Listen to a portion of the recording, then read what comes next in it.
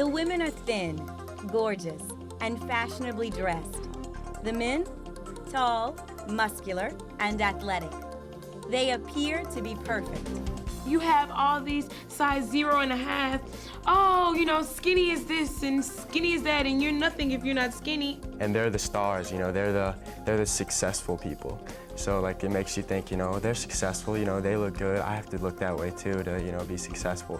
Everyone is surrounded by these images, and from a very early age, people are influenced by the messages they contain. I have a friend, and she thinks that people that are thinner are smarter and prettier. So what happens when you grow up thinking that what people look like on TV and in magazines is how you're supposed to look? What does that do to how you see yourself? If you have a really distorted body image, a lot of times you can start hurting yourself, you know, in totally unhealthy ways, crazy diets and anorexia or bulimia. Or if you're a guy, you know, over-exercising your muscles, it can damage you for the rest of your life. One group of researchers devised a test to measure how teens feel about their bodies. Ginny, Hallie, and Robin look at silhouettes drawn on paper and choose which one they think matches their own bodies. I think I'd have a pretty accurate image of my body. I'm sure mine is a little distorted, but I don't think it's too bad. We'll see later how they did. How would you do? What factors have the biggest impact on teen body image?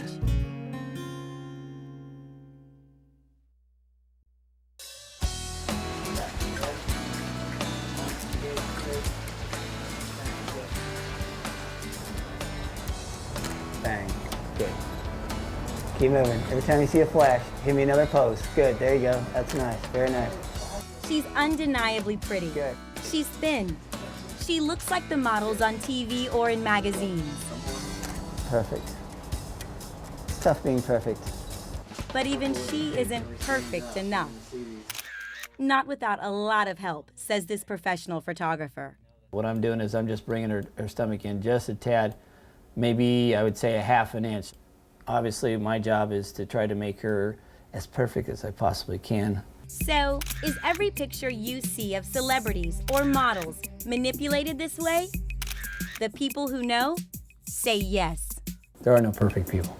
What you see in reality and what you see in perception, which is represented in the media, are two different things.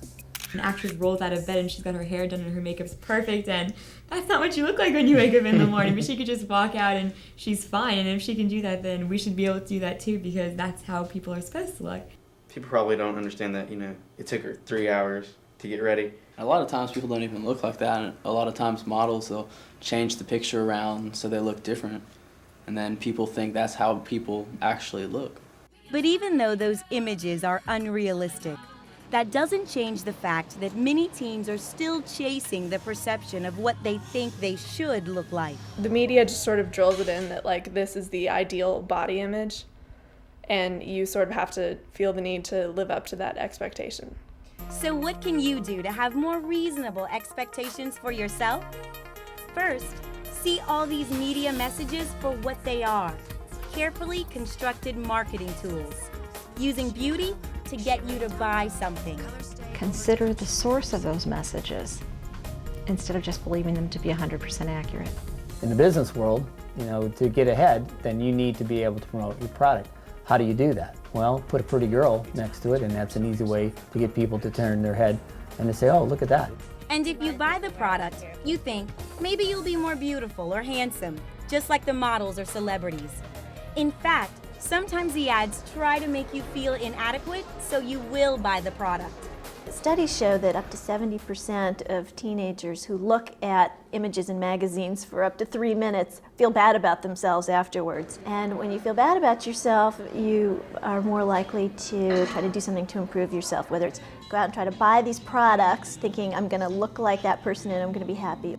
It gives you this idea from the start, this underlying feeling of hatred for yourself, because you don't cut out, you're not the same way that these successful people are, you know? The goal of good marketing is to tell you that something about you is not okay.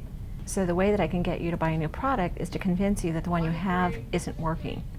And again, targeting that at teens who already have such a fragile sense of confidence and competence in who they are works. Ashley knew she didn't look like the people in the magazines. She got teased because of it. They'd make fun of you, like call you big nose, or make fun because there was something on there that not everybody else had. I could tell it bothered her because the first time she came home, she was so young. I mean, I think it may have been 6th grade. I mean, it's not what you're expecting to hear, you know, your 6th grader come home and say the boys were making fun of her nose, but she did. She had a bump on her nose, and she couldn't stand it. I could not stand to look in the mirror one more day looking at me the way I was.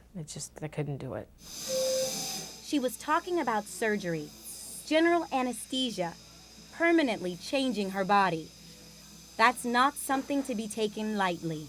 There are risks and benefits to surgery, and you have to be prepared to handle that. I don't think all teenagers fully comprehend that this isn't just something that you come in and have done and waltz out and go to the football game that evening, that there's a recovery period, that it's a physical change that will be with you for life. Ashley and her parents did their research, weighed the risks, and decided to go ahead with the surgery. Nobody is perfect, and I learned that.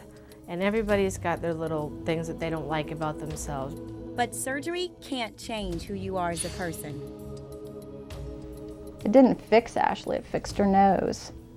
And doctors agree. Plastic surgery in the teenage years isn't usually a good idea. Usually as people get older, they become more comfortable with how they look and their body, and a lot of these concerns will diminish on their own. But so many teens want to change how they look now.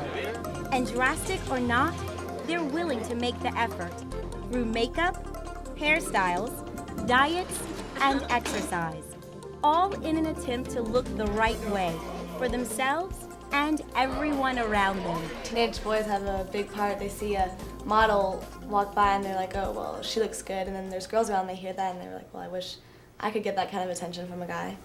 So that's where it starts. And then you wake up early in the morning and you focus a lot on your looks all day during school, touch up your makeup. I guess the opposite is true too. You hear girls talk about, oh, that guy's got nice abs. And so you sit there and you do 1,000 crunches and nothing happens and you get frustrated and forget about it. But I mean, it's true for guys too. It's true. 17-year-old Blake knows that's true. As far as the pictures of the guys go, I notice how they're perfect. What more can you say? They have the light shining perfectly to define every muscle on their body. They have perfectly angular chins with these chin bones that come out and just make you feel ugly.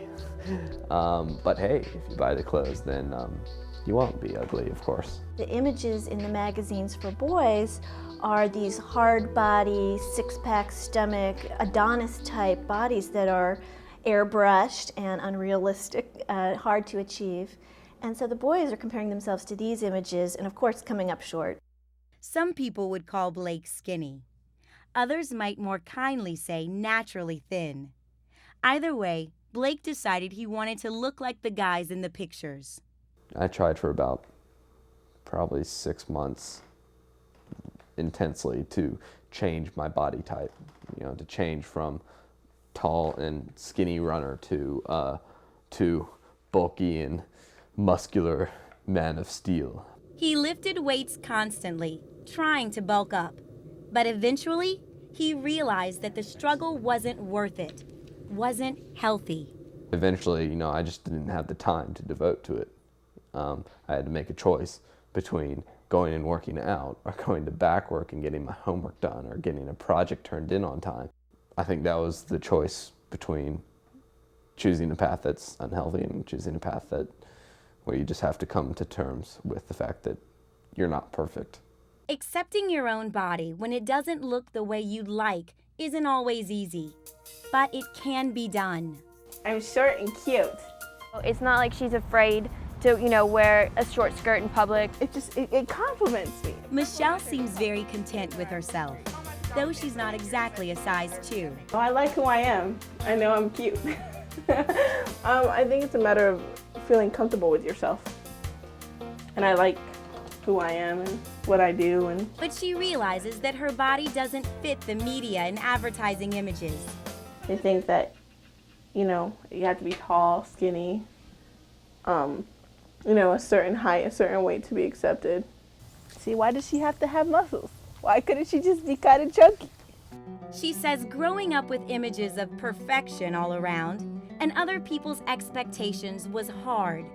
She wasn't always so at ease with herself. The turning point for her came in middle school. In health class, you always learn how you gotta like yourself for who you are before anybody can like you. And they kind of hit me. The way I'm built is part of me. And I was just like, that's the way I'm gonna be, and I have to learn to accept myself for me. She says accepting herself wasn't easy, and it didn't happen overnight.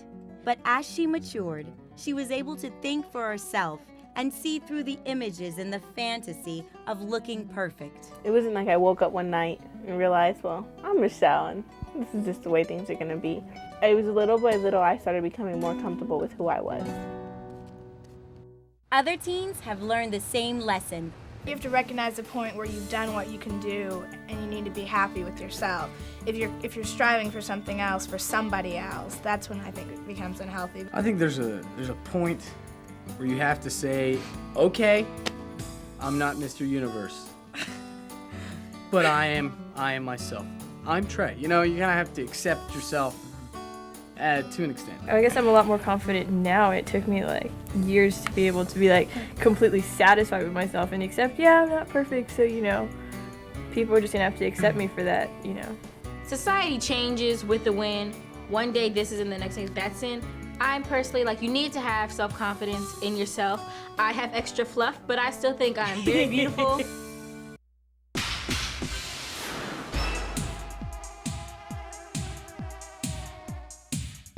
Wading through all the media messages you're surrounded by can be rough. No one can be totally unaffected by them. Even these girls who thought they had a pretty good idea of their own body image are about to find out that they're wrong. Jenny, Hallie, and Robin had to choose which pictures match their own bodies. Their guesses are circled in blue.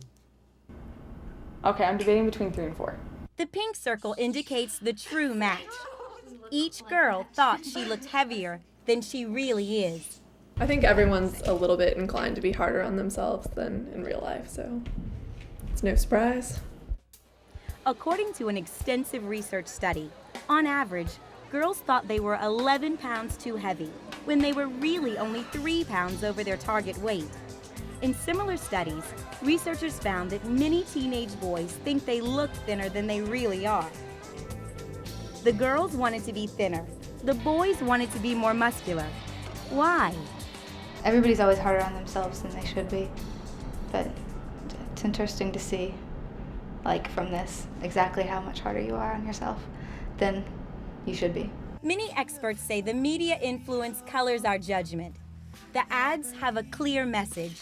This is who you should be, and this is what you should look like. This would be the ideal, and the ideal isn't even real. It's the perception, it's how people perceive things, and we tend to perceive things by the lasting images that we see. And you just have to realize eventually that you have to be comfortable in who you are. You can't always try to live up to goals that other people set. Because having the perfect body that the magazines, TV, and movies show you isn't realistic, and it isn't what will make you happy. It's not going to give you personality, it's not going to give you long-term success, it's not going to give you intelligence, it's not going to give you any of the attributes that really matter.